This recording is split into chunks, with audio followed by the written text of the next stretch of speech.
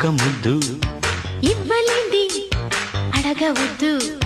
వద్దు వద్దు అంటూ పోతే చిన్నదాన ఎప్పుడంట ఇచ్చేదంట.